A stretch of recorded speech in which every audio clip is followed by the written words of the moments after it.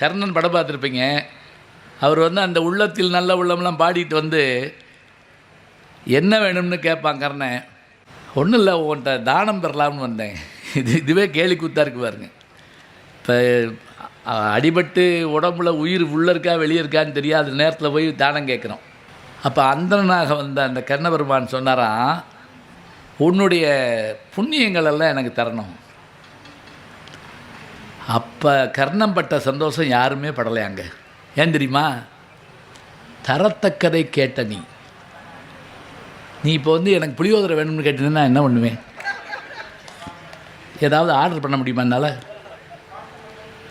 என்னால் என்ன தர முடியுமோ அதை நீ ஏன்னா தரத்தக்க விஷயம் இருந்துட்டால் பொருள் இருந்து கொடுக்குற மாதிரி சந்தோஷம் எதுங்க இருக்குது? ஈத்துவக்கும் இன்பம் அரியார்கொள் மானிடரை வைத்திலக்கும் மண்கணவர். யார்? திருவள்ளுவர். நடுவில் யாருன்னு சொல்லிடுவேன் நான். ஏன்னா அது அவர் எழுதுனதாக இருக்கும் போல் இருக்கு. நடுவில் பாடணும். ஈத்துவக்கும் இன்பம்னா என்ன தெரியுங்களா? கொடுக்குறப்போ ஒரு மகிழ்ச்சி, அதை வாங்குறாங்கல்ல அவங்க வாங்குறவங்க முகத்தை பார்க்குறப்போ ஒரு மகிழ்ச்சியாக சந்தோஷம் வாங்கிட்டு போகிறாங்கல்ல அந்த சந்தோஷம் வேணுங்க, அது பார்க்கணும். இதை திருவள்ளுவர் கேட்குறாரு, இந்த இன்பத்தை சில பேர் இழந்துட்டு வாழ்கிறானே அவனை மாதிரி குடும்பக்காரன் உலகத்தில் உண்டா? நீ தரத்தக்கதை கேட்டோன்னு சொல்லிட்டு தன்னுடைய உடம்பில் பாஞ்சிருந்த அம்பெடுத்து உடம்புல ஓடுற ரத்தத்தை எடுத்து அப்படி அள்ளி அப்படி ஊற்றுன உடனே புண்ணியம் பூரா வந்து சேர்ந்துருச்சு.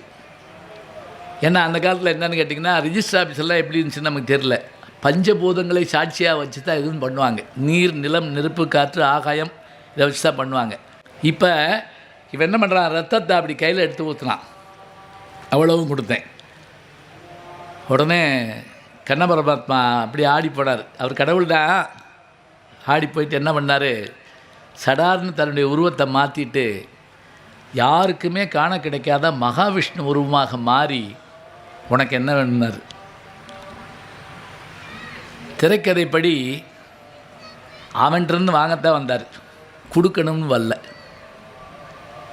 ஏன் கொடுக்கணும்னு இவருக்கு ஒரு யோசனை வந்துச்சு. சொல்லுங்க பார்ப்போம். ஏன் கொடுக்கணும்னு வந்துச்சு? அவன் கொடுத்துட்டான். உனக்கு என்ன வேணும்னு உடனே கேட்டு ஏன் கொடுக்கணும்னு யோசனை வந்துச்சு தெரியுங்களா?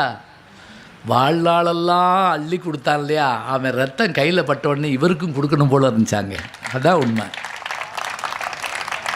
அதெல்லாம் நல்லாரை காண்பதும் நன்றே, நலமிக்க நல்லார் சொல் கேட்பதும் நனி நன்றேன்னு என்ன அர்த்தம்?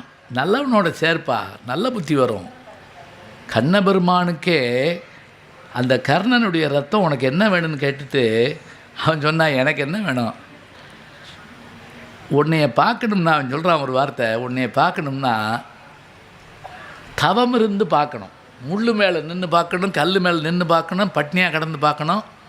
அப்படியும் கூட பார்க்க முடியாது இல்லையா? செத்து அங்கே வந்து பார்க்கணும்.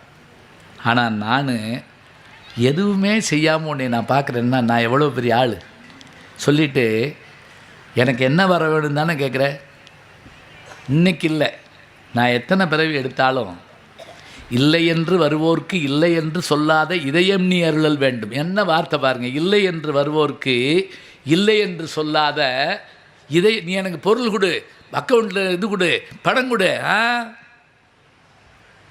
ஸ்விஸ் வங்கியில் படம் போடு சொல்லலை. இல்லை என்று வருவோர்க்கு இல்லை என்று சொல்லாத இதயம் நீ அருளல் வேண்டும்.